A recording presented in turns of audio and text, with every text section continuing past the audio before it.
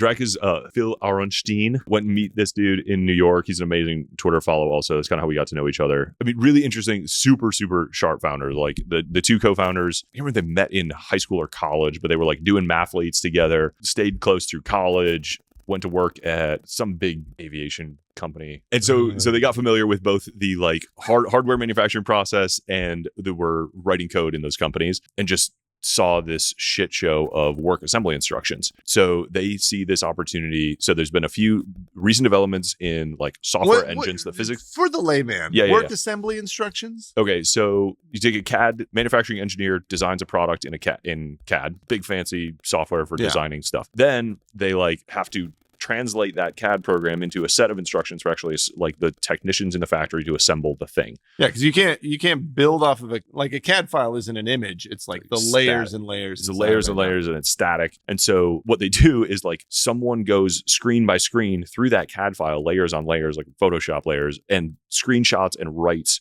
instructions in like basically a giant ass PowerPoint. This is like writing your documentation for your code, but for CAD. Is that what's happening? But you're writing the program, quote unquote, that the technicians in the factory are supposed to follow. So they're like, step 1, do the thing. Here's a screenshot. Here's instructions. Flip the page. Step 2, put this bolt in. Tighten this nut to this spec. Like, on average, what, about 200 to 300 pages for these? That's what he said. This is not my native waters, but slow process to create it. Error prone. It doesn't have a feedback loop between the technicians actually doing the work. Maybe they're writing on the thing, but that never makes it back to the engineers. So what he's doing is like, there are new physics engines in software that enable us to do really smart things with those CAD files. Plus, there's some really rad AI stuff that helps us write the instructions automatically. So let's build a software program that takes in that CAD file, automatically generates these work assembly instructions through AI, through these physics engines, and then gives the technicians actually doing the work the layer to sort of give the feedback to, like, this is dumb, this doesn't work, this, spec breaks this part, like too much torque, too little torque, can't get the wrench in there, whatever. And so this feedback loop sort of takes place. And like, this is, on the one hand, you can be like, why has this not been built yet? Because it's a huge problem. It affects so many people,